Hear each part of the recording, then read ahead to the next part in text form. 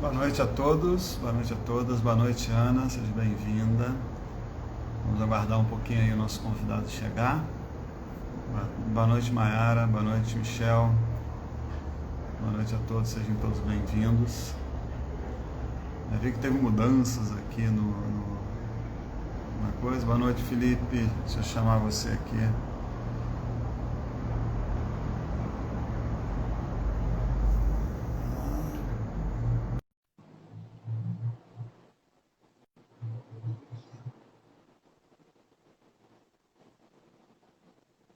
Boa noite a todos, os nossos convidados chegando.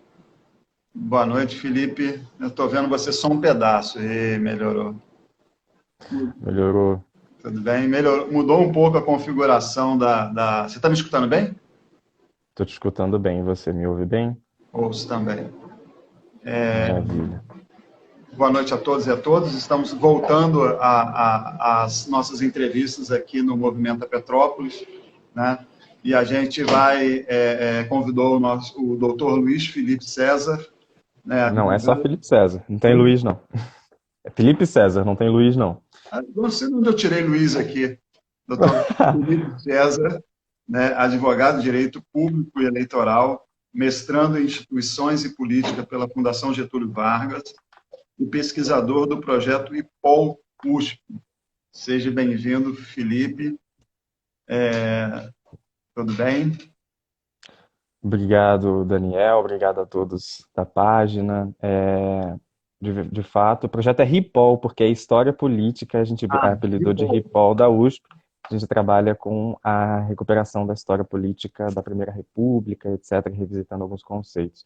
Quero parabenizá-los pelo conteúdo da página, por fornecer um conteúdo de qualidade com profissionais. Ontem, na reunião de pauta, fiquei extremamente surpreso com o alto nível dos profissionais que conduzem aqui o Movimento a Petrópolis. Parabéns a todos. Muito obrigado, Felipe. E você foi convidado assim para a gente estrear 2021, né? A gente está Que reiniciando aí. honra, Oi? que honra imensa.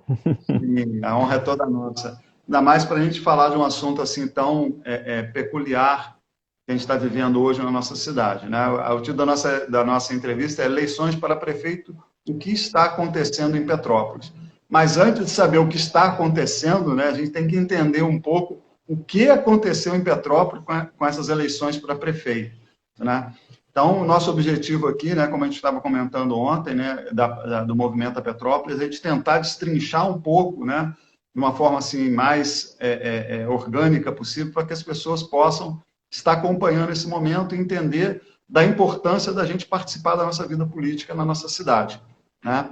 Então, para a gente iniciar o nosso bate-papo, o que aconteceu em Petrópolis, Felipe César? O que aconteceu, uma soma de fatores pandêmicos também, levaram a Justiça Eleitoral a impugnar o registro de candidatura de um dos candidatos que veio a ser o candidato que levou mais votos, né, o mais votado, tanto no primeiro turno quanto no segundo, foi o senhor Rubens Bom Tempo.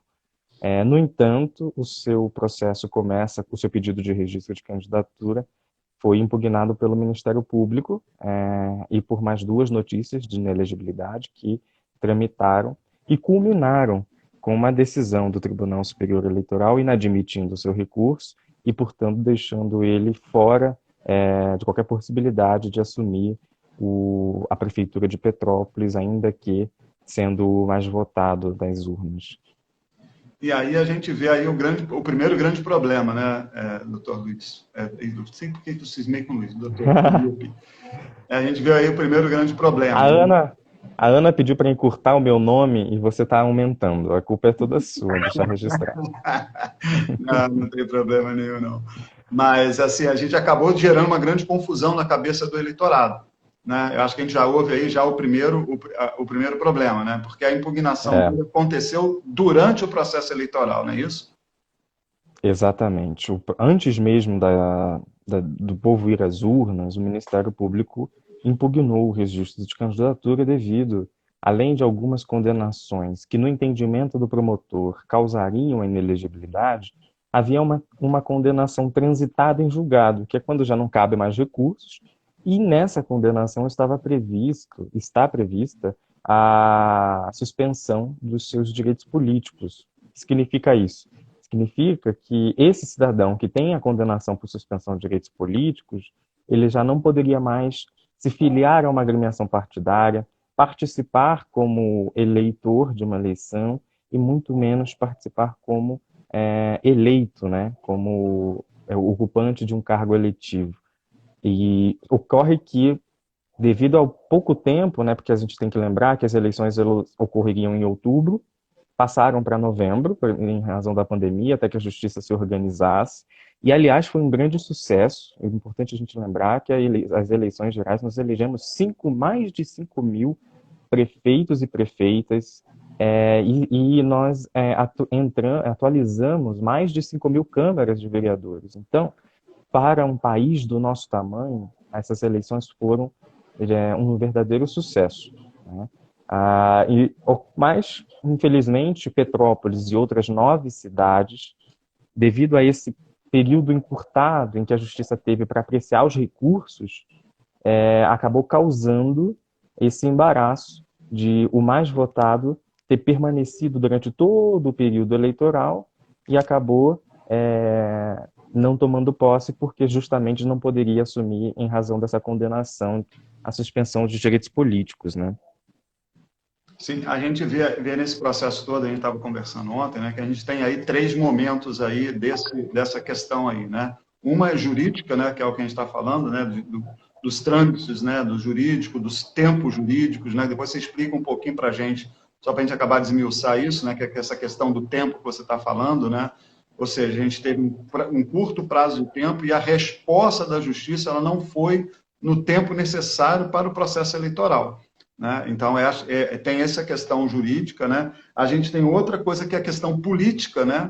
Que transcende a questão jurídica, mas traz a responsabilidade para outra esfera, né? E depois a gente tem o momento que a gente está vivendo agora, né? O que vai acontecer com esse processo todo. Então, explica só mais um pouquinho para a gente esse tempo jurídico, o que ele impactou no resultado dessa eleição, né? O que poderia ter acelerado ou o que poderia ter feito de uma forma diferente que não impactasse da forma como impactou, porque para o eleitor é uma confusão muito grande, né? Porque ele acabou tomando posse na LERJ agora, né? Isso gerou uma certa confusão. Antes de eu entrar na questão do tempo jurídico, eu queria falar sobre o lugar, né? A justiça eleitoral. Que lugar que nós estamos? Estamos em sede de justiça eleitoral. Aqui tem, portanto, o seu tempo próprio, mas é, sobretudo, um lugar específico. E aí eu queria pautar, talvez, a minha primeira colocação, e aí pode botar na minha conta mesmo. O Poder Judiciário, ele é um poder, um serviço público. Chama-se prestação jurisdicional. Eu, quando vou a juízo, eu provoco o Estado, na figura do juízo, do juiz ou da juíza, a fornecer a mim aquilo que é mais justo dentro do ordenamento jurídico pátrio, certo? E a justiça eleitoral ela é também uma justiça especializada. Não é como uma justiça comum, que não é menos, não é pior nem melhor, é só uma justiça com competências comuns, residuais. Mas ao lado da justiça do trabalho, a justiça especializada a justiça eleitoral é uma justiça especializada. E aí talvez seja a nossa primeira grande crítica. Metade do problema que nós estamos vivendo se deve a uma imprecisão técnica do juízo de primeira instância. O juízo de primeira instância não poderia ter permitido que o cidadão condenado com trânsito em julgado a suspensão dos seus direitos políticos numa ação civil pública que transitou em julgado em 2019, não é nenhuma novidade. O juízo, quando teve acesso a isso, teve acesso pelo Ministério Público, que é outro órgão externo à Justiça, e funcionou como órgão de acusação, nesse caso, impugnando o registro, e funcionou muito bem. Aliás, eu preciso deixar consignado que o Ministério Público Eleitoral de Petrópolis foi extremamente competente. Eu trabalhei nas eleições de Petrópolis em mais 4 cidades, e em nenhuma delas eu consegui ver um corpo de promotores tão dedicados como eu vi em Petrópolis. E a Justiça Eleitoral conta também com isso. Não é só o juiz sozinho, são todos os atores que funcionam ali. E o juízo deixou de sopesar essa condenação e deferiu o registro de candidatura do candidato que veio a ser o mais votado, que é o Rubens Bom Tempo. Esse erro a gente precisa colocar e pautar o debate público, porque poucas pessoas sabem, a justiça eleitoral, os juízes eleitorais, eles têm mandato. Eles são juízes togados, com o seu mérito, de serem juízes togados em qualquer outro tribunal do país, e recebem um período para funcionarem como juízes eleitorais. E aí a gente precisa debater, dentro de uma ótica de prestação de serviço público, que a democracia tem os seus custos e ainda bem que a temos. E desde 1932 a gente nunca conseguiu pautar que porque o Poder Judiciário Eleitoral não tem um juízo de carreira. E, portanto, ele não faz jus a todas as suas independências que um juiz deve ter, é a garantia democrática que um juiz deve ter. Então, ele também, por sua vez, num segundo momento, não está familiarizado, ou tende a não ser familiarizado com as temáticas próprias que envolvem essa justiça. Você tem um juízo que foi colocado por um mandato numa corte, numa justiça especializada, da qual o juiz tem pouca ou quase nenhuma familiaridade com aquilo. Então, você tem aí dois problemas. A gente não dá condições para esse servidor público funcionar e prestar a sua jurisdição de maneira livre, independente, porque ele tem tempo para ficar ali. E a gente também não fornece a ele o tempo necessário para se familiarizar com as temáticas ali. E a temática desse caso, ela é uma temática muito específica.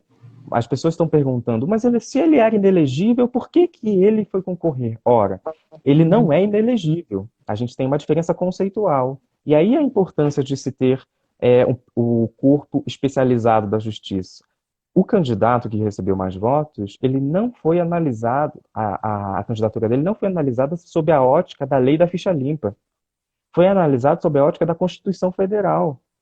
A Constituição Federal determina que eu preciso, para cargo de prefeito, ter mais de 21 anos, ser brasileiro nato ou naturalizado, ter domicílio eleitoral por mais de 6 meses, filiação partidária e em pleno gozo dos seus direitos políticos. Então, é um comando constitucional, é a lei maior. Antes mesmo da gente analisar se ele tem alguma condenação que o torne inelegível, a gente tem que saber se a pessoa está em pleno gozo dos seus direitos políticos. Então, eu não sei se algumas perguntas foram colocadas aqui no chat e eu estou tentando respondê-las no decorrer. E aí, era mais ou menos isso. Não sei se você quer conduzir para outro... Pode continuar. Eu acho que é o último esse. Então o que eu queria muito ressaltar que, independente do tempo, a gente precisa pautar o lugar. A gente precisa pautar no debate público o lugar do nosso órgão eleitoral. O Brasil, há muito tempo, acertadamente, decidiu que quem declara eleito ou não alguém é a justiça eleitoral. E isso está em linha com as melhores práticas internacionais. Ocorre que a gente precisa definir sobre a qualidade dos juízos eleitorais, que talvez a gente só consiga ter mesmo uma prestação especializada quando se chega na Corte Superior. E até lá, aí a gente vai entrar na questão do seu tempo jurídico.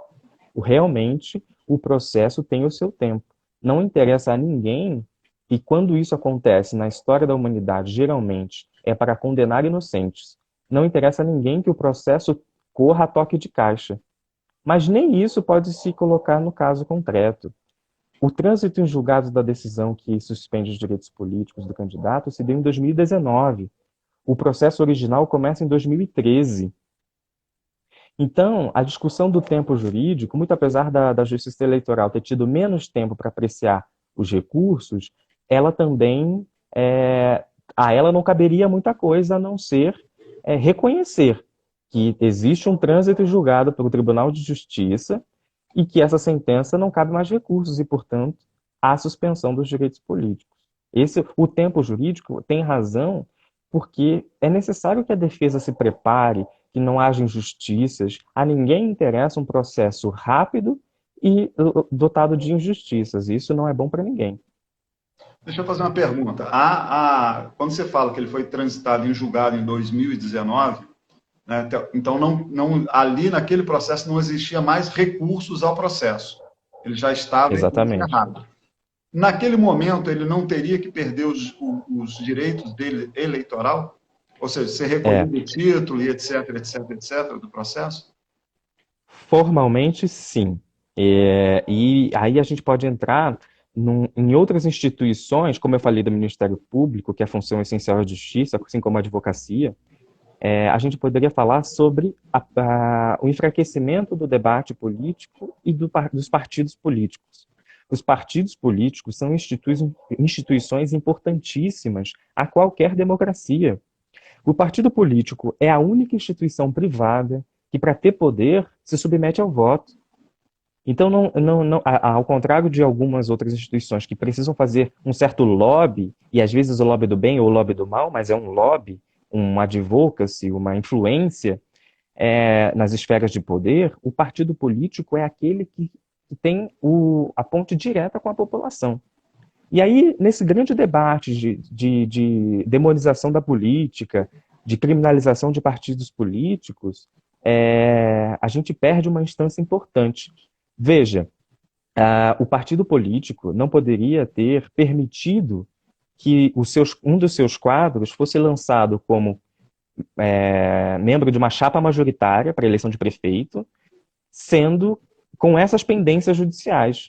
Então, a ausência dessa primeira etapa, ou o enfraquecimento da ideia de partido político como instituição que pauta e qualifica e oxigena o debate político, é uma das causas do processo que nós estamos vivendo.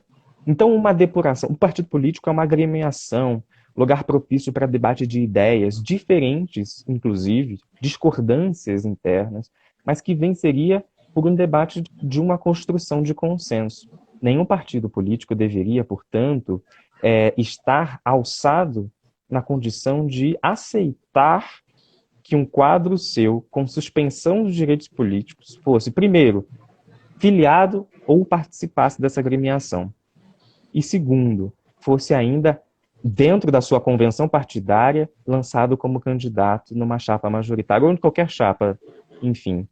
Então a gente precisaria talvez repensar como que a gente está tratando a questão dos partidos políticos, né? Será que a gente não está demonizando demais uma instância que poderia ajudar e oxigenar toda a democracia brasileira? Eu penso que sim. Eu acho que a gente entra aí nesse segundo momento desse processo todo, desse embrulho todo que a gente está vivendo, né? Dessa confusão toda. Que é exatamente isso, né? A gente tem agora a questão política, né?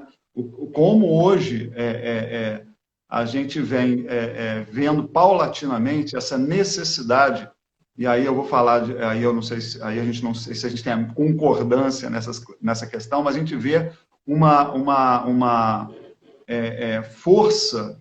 E aí, força aí que eu estou falando é força sobre um olhar de como a sociedade se organiza, né? Aí é o capitalismo, efetivamente, eu vou colocar dessa forma, que é exatamente a demonização e a destruição do que é público, né? Ao longo desse tempo. Ou seja, você tem um desmonte do SUS, você tem um desmonte do processo de educação nas escolas, né? Cada vez mais você quer que a esfera pública ela tenha menos valor perante ao privado. Como se o privado conseguisse... Aí começa essa confusão do privado e do público, né? Como você falou, o partido é uma instituição privada, ela não é pública, né? Apesar de parecer que ela é pública, mas ela não é, ela é uma instituição privada, né? Que Exatamente. vai interferir no público, né? Ela vai dentro da esfera. Mas esse debate de enfraquecimento, além de despolitizar a questão, porque assim, é claro que a educação seria o grande carro-chefe desse debate a respeito de política e participação política. Mas quando você trata de essa lógica, o professor Michel Pinto está colocando esse desmonte do Estado, passa também pelo desmonte de instituições que preservam também a democracia, né? Quando eu deixo de pautar o gasto público eficiente, ou seja, não é todo o gasto público que é ruim. Eu, particularmente, como eleitoralista, sou absolutamente favorável ao fundo partidário e ao fundo eleitoral. A gente pode até começar um debate sobre valores, equidade, mas eu entendo que num país do tamanho como o nosso, desigual como o nosso, a gente só consegue diminuir essa desigualdade de representação e, portanto, desigualdade de vida, de existência, porque as instituições resistem. Existem a comunidade LGBT, existe a comunidade LGBTQI+, existe os negros, as mulheres. A gente só pode pautar isso com ações afirmativas e propositivas, positivas de um Estado. Então, o fundo eleitoral vem suprindo isso. Quem não pertence a um clã de uma determinada família ou não tem a sua simpatia, pode ter o auxílio do fundo eleitoral para pautar e representar a sua comunidade desvencilhado de interesses privados. Então, eu sou absolutamente favorável ao fundo eleitoral e ao fundo partidário, mas lembrando, nenhuma regra absoluta. O debate é aberto e a gente pode discutir valores, compensações e etc. Mas a ação do Estado de promover uma melhor representação política é para isso que a gente existe. Eu estava até dando o exemplo que na minha vida como advogado, e desde que eu comecei a trabalhar com o direito, eu nunca despachei nenhum processo com uma juíza mulher negra, nunca, em nenhum foro ou tribunal. Eu nunca tive, eu tenho poucas colegas advogadas negras, e acho que tenho, são muito competentes, aliás. Eu, particularmente, não me lembro de ter despachado com um juízo também, ainda que homem negro. Então, veja, as instituições jurisdicionais, elas respondem também ao mesmo passo que a gente tem uma qualificação pela educação, um acesso melhor. Então, a gente está falando do acesso, o acesso a um cargo público, o acesso a uma educação pública de qualidade. E aí isso tudo passa por essa ideia de desmonte do Estado, que vai culminar, ao fim e ao cabo, em instituições especializadas ou não, que preservam ou não um maior ou menor grau de democracia. Eu entendo dessa forma. E aí eu estava fazendo o link com essa questão do desmonte, eu ia fazer o link exatamente com a questão eleitoral. Né? Quando você demoniza o ente público, né? Quando você demoniza ali o gestor público, né? Aí eu estou falando dos prefeitos, governadores, presidentes, né? Como os legisladores também públicos, né? Que são os vereadores, os deputados federais, por aí vai.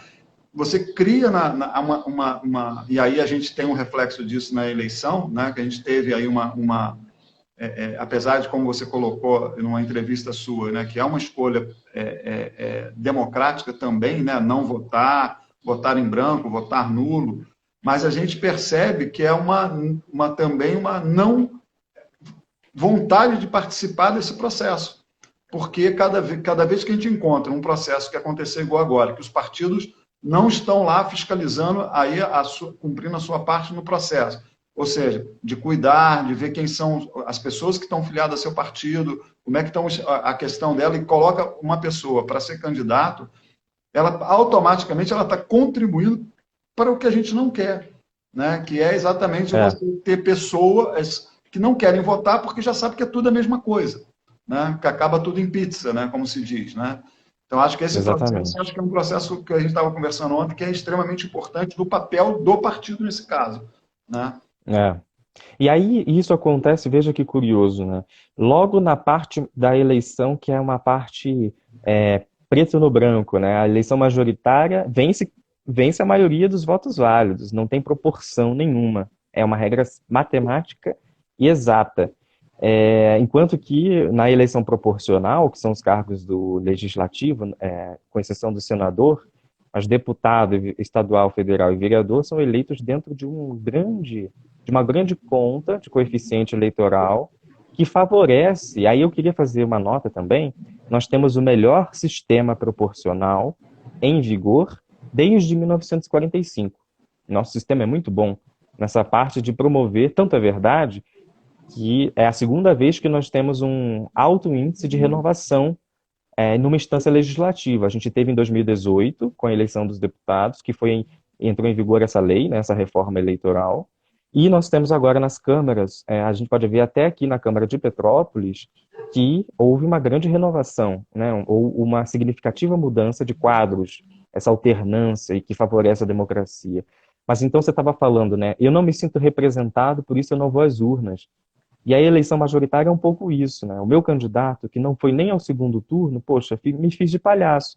Porque, e aí, por sua vez, quem votou no candidato que não recebeu o diploma e não vai ser empossado, também, poxa, o que eu fui fazer nas urnas se o meu voto não adiantou de nada?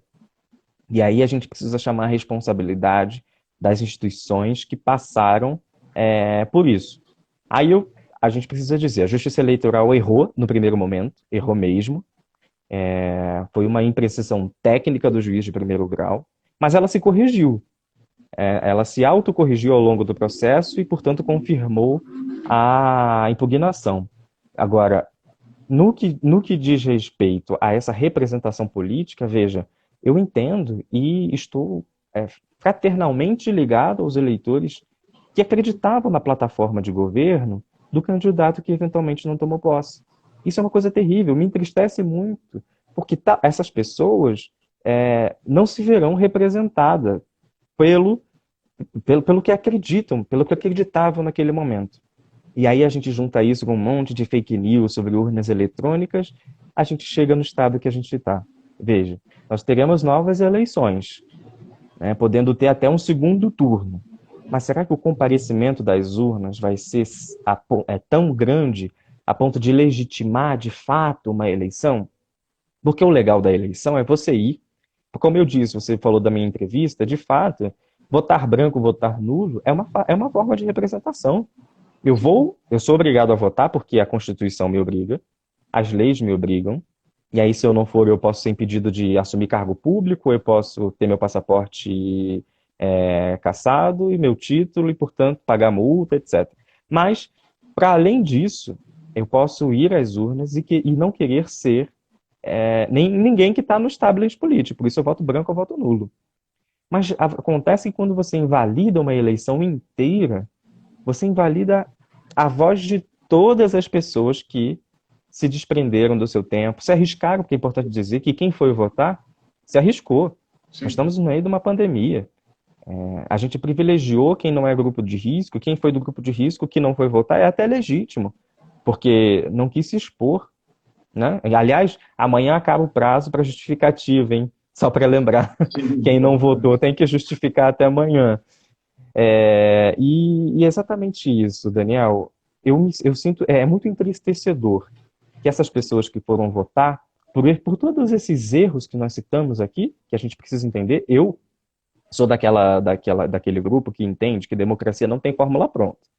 A gente não pode aqui apontar um eixo cartesiano e dizer que neste ponto a democracia morreu. Não.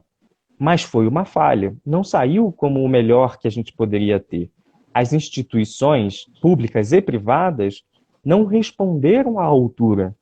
E aí é uma opinião minha, né, enquanto profissional e acadêmico, eu entendo que as instituições deixaram a desejar, aí eu estou dizendo do partido político, dos partidos políticos em geral, porque houve coligação, na majoritária tem coligação, na chapa do prefeito tem coligação, não tem coligação para a chapa de vereador. Uhum. Então, dos partidos políticos e de instituições públicas. E aí, com isso, eu conclamo toda a sociedade a debater o papel da justiça eleitoral na democratização do Brasil. Será que a gente vai continuar dando a juízes que não são do corpo técnico a autoridade para decidir as eleições em primeiro grau e a ponto de gerar esse problema que nós estamos vivendo? O gasto público poderia ser evitado. A eleição custa caro. A gente precisa de trabalho voluntário de mesários. Então, todo o tecido social vai ser afetado dessa forma. E aí eu digo isso, não é porque eu gosto nem desgosto do candidato que venceu ou que perdeu, analisando de uma forma plana e bastante profissional. Essa é a minha opinião também. Não, legal. E você tocou no outro ponto aí que eu acho que essa que é o aprofundar da história. Mas antes de qualquer coisa, só para lembrar todo mundo, eu estou fazendo as perguntas aqui, mas todos estão convidados. Quem quiser, vai colocando aí no chat para a gente, que a gente vai vendo as perguntas, a colocação de vocês, e a gente, à medida que a gente for conversando, a gente vai trazendo para o doutor Felipe aqui poder responder, né? Então, assim, eu acho que essa, para mim, é a grande questão, né? A gente debater o processo eleitoral, se ele é a melhor forma de trazer a representatividade também da população. Né? Aí entra todas essas questões de organização do partido político, né? Como você falou, é uma instituição, mas aí é uma opinião minha também. Eu vejo cada vez mais partidos que não têm não é história, né? Mas não tem conteúdo programático para os seus membros. São muitos partidos de fachada, por exemplo. Né? Partidos, você pega, por exemplo, um PDT da vida, né? Um partido que tem história, tem um rol de normas, regras, por que se reúne, por que estão filiados ali, assim como o PT, assim como o PSB, tem alguns partidos, né? O PSOL, PCdoB, mas tem outros partidos que a gente sabe que você olha, você não consegue distinguir um partido de outro partido, né? Porque acaba se... E aí eu acho que também isso traz confusão para as pessoas, né? Por que eu voto... Tem, pa Oi? tem partido que tem nome novo, mas é antigo. Tem partido que muda de nome, mas continua com o estatuto antigo.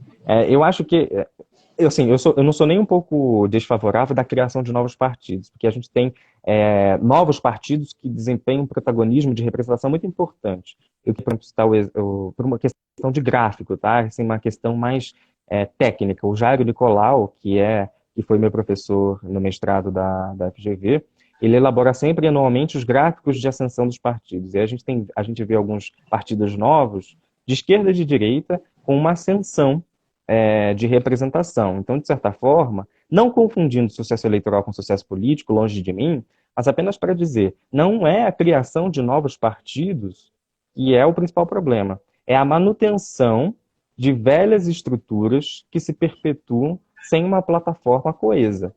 E aí sim a gente vai precisar discutir. A reforma de 2017, ela prevê o enxugamento mediante o sucesso, né, eleitoral.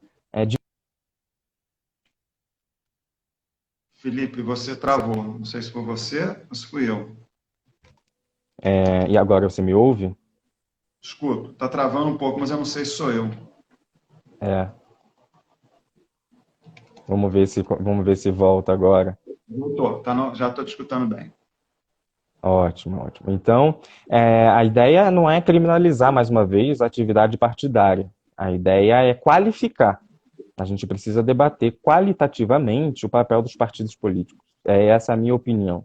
Né? Eu vou citar um partido de esquerda e um de direita só para ter o contraponto. Por exemplo, o PSOL tem um verdadeiro sucesso eleitoral, conseguiu eleger grandes representantes, tem nomes importantes, está ao lado de partidos antigos, plataformas parecidas, mas com suas peculiaridades. Por exemplo, ela está muito ao lado do PT, muito ao lado do PSB, do PDT, dentro do espectro, né, desse grande abstrato e espectro político brasileiro.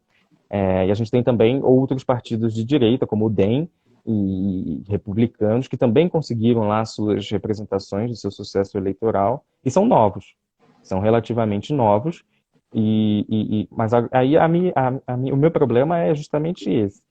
Eu não queria ser o defensor de velhas práticas e que se perpetuem em estruturas mofadas, antigas, etc. Né? Sim, com certeza. E a gente agora a gente tem agora o que vai acontecer daqui para frente, né? A gente tem agora, como você disse, novas eleições, né? E até ontem eu falei, você me corrigiu, né? Que eu falei, vamos para o terceiro turno, né? Na verdade, não é o terceiro turno, né? Eu entendo que a nossa militância deve ser um pouco didática, e aí eu tento que as pessoas entendam, porque senão vai ter mais um desânimo. Se a gente começa a pregar que é um terceiro turno, quando houver o segundo turno, eles vão ficar completamente desanimados. E aí por isso que eu gosto do termo técnico, que é novas eleições. São novas eleições. E aí por isso pode ter primeiro e segundo turno, caso no primeiro turno o mais votado não consiga a maioria, mais de 50% dos votos. Então, pode concorrer todo mundo, tem segundo turno, a gente vai entrar agora num período chamado, vai ser inaugurado um novo calendário eleitoral. É isso que vai acontecer. Deixa eu fazer uma pergunta, só para entender o processo que a gente vai viver a partir da hora que voltar o TRE a funcionar, né? Parece que é fevereiro que você falou, né? Início de fevereiro.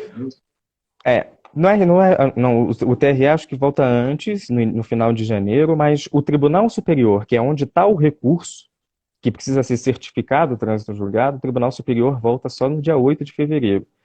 Então, Tá. provavelmente é nessa data, a partir dessa data, que o Tribunal Superior vai remeter o processo às instâncias inferiores e vai se proceder, portanto, o Tribunal Regional Eleitoral vai convocar novas eleições. Aí ele tem de 20 a 40 dias, esse tribunal é o Tribunal Regional Eleitoral do Rio de Janeiro, tá? Que convoca. Não é nem o prefeito interino, ele não é nem o Tribunal Superior, é o Tribunal Regional. Ele vai se reunir com seu colegiado e vai votar e aprovar o novo calendário eleitoral. Esse calendário vai determinar prazo para desincompatibilização. O que é isso? Uma palavra enorme para dizer que gestores públicos, alguns gestores, diante da lei eleitoral, precisam sair do cargo para concorrer às eleições.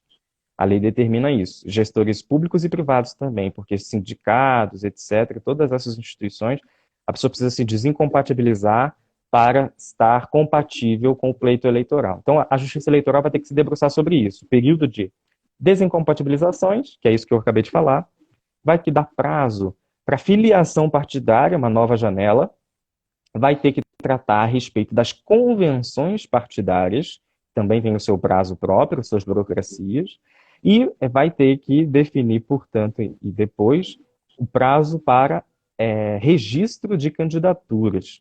Talvez o período mais tenebroso, esse é exatamente o período em que se coloca à disposição da Justiça Eleitoral todos os candidatos e passam por um crivo, pente fino, do Poder Judiciário Eleitoral, que é, portanto, a instância que vai determinar se o candidato é ou não é elegível e depois se é ou se não é inelegível.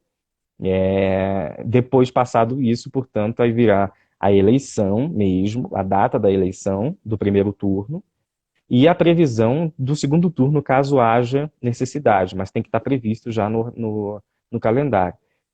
Nesse mesmo período, concomitante ou não, vai começar a propaganda eleitoral, o período de pré-campanha, e aí exatamente parecido com o que nós vivemos no ano passado, né? São todos esses períodos revividos novamente pelos candidatos que vierem a participar do pleito, né? Como candidatos à prefeitura, somente a prefeitura e a vice-prefeitura, no caso, prefeito e vice, que a gente vai votar novamente. Beleza. Deixa eu só... tem duas perguntas aqui, Felipe. Sim. Uma da tia Lili Nogueira e uma da Cris Moura. Eu vou fazer da Cris Moura primeiro, que ela está dentro do que a gente está conversando aqui, depois a gente retoma a da tia Lili aqui. A Cris está perguntando, Felipe, quanto tempo pode durar esse planejamento do novo calendário? É que a gente conversa, como é que vai ser do início ao fim? Vamos fazer um exercício de futurologia.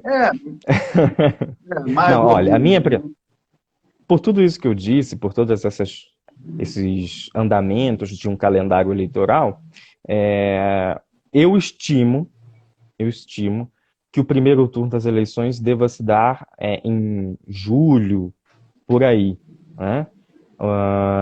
E aí, o segundo turno em agosto e a diplomação em setembro, portanto a posse, e aí passaria o restante do mandato.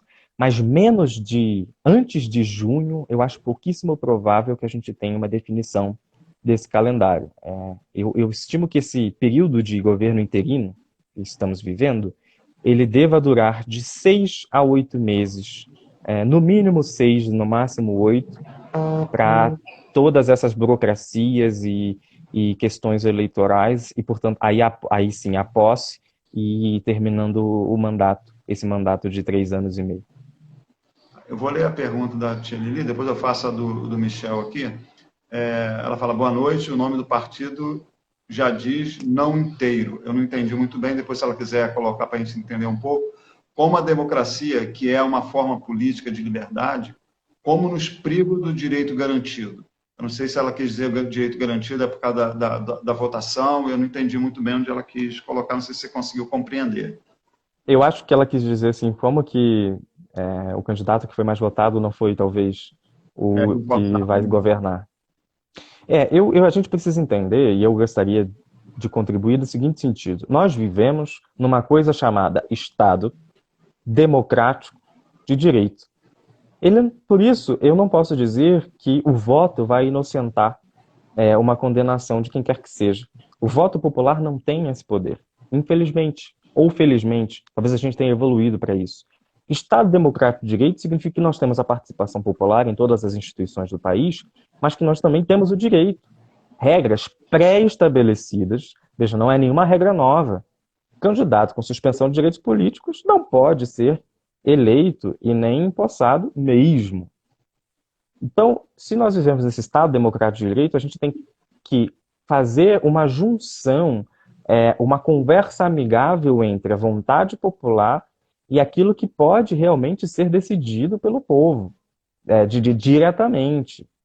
É claro que todo o poder emana do povo, mas as regras e os conflitos com a justiça, elas são definidas por leis e pela Constituição Federal, que já estava promulgada e sancionada há muito tempo.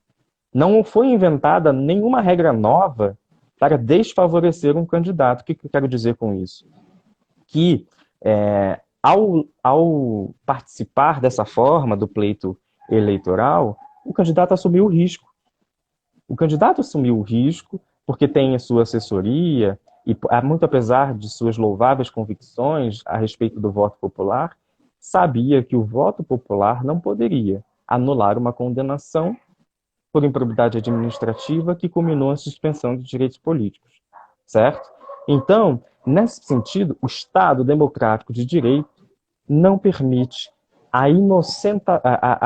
que essa pessoa seja inocentada tão somente porque foi a mais votada das eleições. Imagina, né? Ainda bem que não, infelizmente ou felizmente, não sei nem dizer, porque eu entendo o valor do voto e eu entendo que o voto seja a expressão mais apaixonada e mais legítima de participação.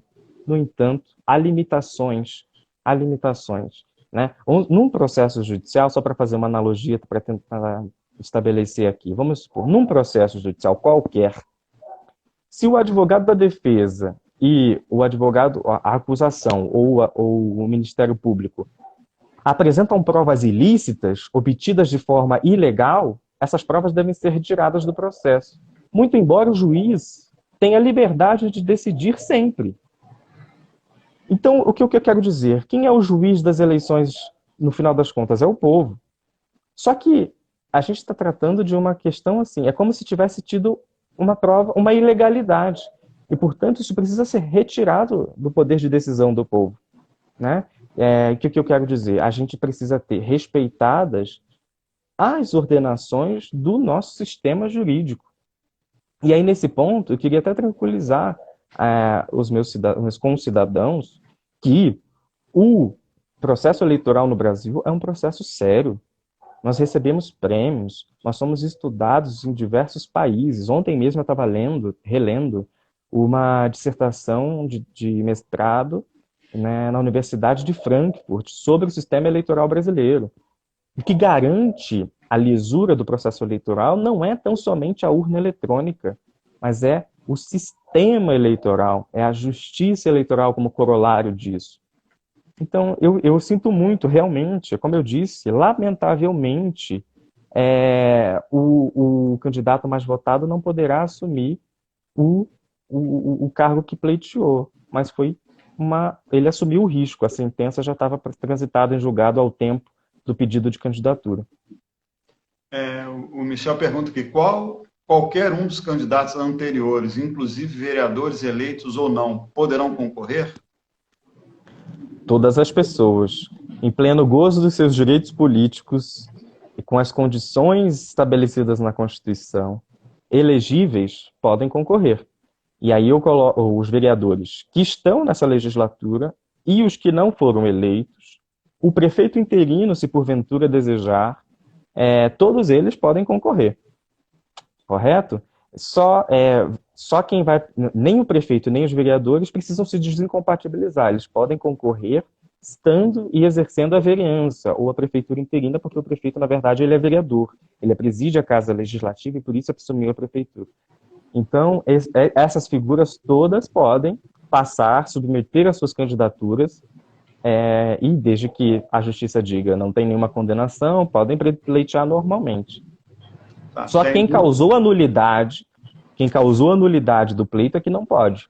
Não, beleza. Nós estamos aqui já faltando 14 minutos para a gente terminar aqui, o tempo passa, né, rapidinho. E aí tem duas pessoas aqui que falaram do julgamento do agravo no TSE, né? Mas tem um agravo do Rubens no TSE. Eu desconheço, não sei se você conhece alguma coisa do processo, que também acaba combinando aqui, se existe ainda algum recurso a esse processo todo, né? Veja, o recurso, ele não foi admitido, foi um recurso especial, e ele não foi admitido pelo relator, e não foi dado o efeito suspensivo ao agravo, a esse agravo que se refere, pelo presidente do tribunal, Luiz Roberto Barroso. O presidente do Tribunal Superior Eleitoral indeferiu o pedido de efeito suspensivo desse agravo, e que, portanto, as chances de o relator rever essa decisão são baixíssimas. Então, já houve manifestação do ministro relator e do presidente do Tribunal Superior Eleitoral que indeferiram os recursos e, portanto, as chances são absolutamente remotas de que esse recurso que esse processo não transite em julgado. Veja, é tão grave a situação que nem o mérito, nem o conteúdo do recurso foi analisado pelo Tribunal Superior, porque não estavam presentes os requisitos para julgamento. O recurso que foi protocolizado, portanto, o relator, que é o ministro Sérgio Banhos, aliás, um ministro muito competente, ela analisou que o conteúdo não se deveria nem ser apreciado pelo colegiado, tamanha era a sua latente ilegalidade, né? Então, tem realmente um agravo, mas é uma questão meramente formal. O presidente do tribunal e o relator já se manifestaram contrários ao efeito suspensivo. Então, teoricamente, só teoricamente, a gente vai ter que esperar dia 2 de fevereiro, 8 de fevereiro, que você falou, né? Quando o TSE... Dia 8 de fevereiro, aí provavelmente voltam as atividades do TSE e tão logo voltem as atividades, será certificado o trânsito em julgado e remetido para as providências. Aí as providências são aquelas que a gente falou no início, né? Desfiliação partidária e, portanto, perderia-se o cargo que ele se ocupa no momento, que seria o cargo de deputado estadual, como ele não vai fazer parte de nenhuma agremiação partidária, e ele tem seus direitos políticos suspensos. Então, esse também talvez seja um desfecho. Mas como isso não afeta o tecido social da cidade em si, isso ainda pode ser discutido pelo candidato em outra esfera. Mas o que pesa sobre nós a esse respeito é apenas o certificado de trânsito julgado, que vai autorizar o Tribunal Regional Eleitoral do Rio de Janeiro a fazer, portanto, a convocação dessas novas eleições e a elaboração do calendário eleitoral para 2021. Ok. Doutor Luiz Felipe César, eu juro, caraca, doutor Felipe César, desculpa, é muito ruim errar o nome das pessoas, eu acho constrangedor demais da conta. Mas não liga não, porque aí como você diz, né, aí tem a questão da idade que pesa aí também, que aí é uma desculpa boa para isso, entendeu?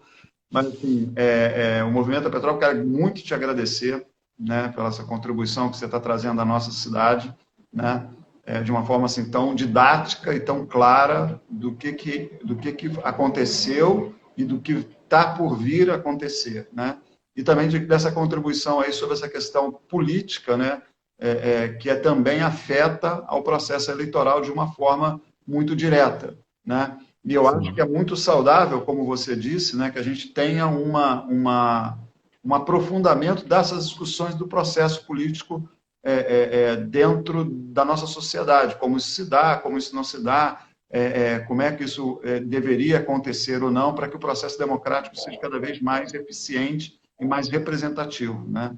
Então, assim, o Movimento Petrópolis quer te agradecer muito. Você poderia fazer suas considerações finais. Se alguém quiser ainda fazer alguma pergunta, ainda dá tempinho ainda, mas eu queria te agradecer muito aí pela presença. Olha, eu é que tenho que agradecer. Eu ocupo um cargo como profissional advogado, a função essencial é a justiça. Então, para mim, independente de qualquer ganho, é importante devolver à população aquilo que se espera dos juristas, né? Esclarecer, aproximar o povo, tanto de um tribunal ou de suas leis, porque as leis são pertinentes a todas as pessoas. Então, muitas vezes eu posso ter parecido um pouco técnico, peço desculpas, mas o meu objetivo é desmistificar, é colocar à baila conceitos que são nossos, conceitos que precisam do nosso pertencimento, da nossa identidade. Eu que queria agradecer ao movimento, queria agradecer a todos vocês que pautaram ontem, que estão aqui, a você, Daniel, a todos que assistiram. E não sei se a live vai ficar disponibilizada por algum tempo, mas quem quiser assistir e quiser mandar dúvidas, pode mandar para o movimento. A gente faz um trabalho de esclarecer, porque assim, eu acho que são tantos detalhes que um dia só não vai conseguir resolver. Eu acho que estou na minha 6ª entrevista sobre o tema, e sempre tem coisas novas, interessantes, e eu acho que o povo, quanto mais participação, melhor. Quem sabe a gente até fale uma live sobre participação política, partido político, talvez seja uma coisa interessante. E eu que agradeço, foi um imenso prazer. Aproveitando que eu ainda estou no recesso forense, estou com um tempinho para falar com vocês, e o prazer foi todo meu. Um grande abraço.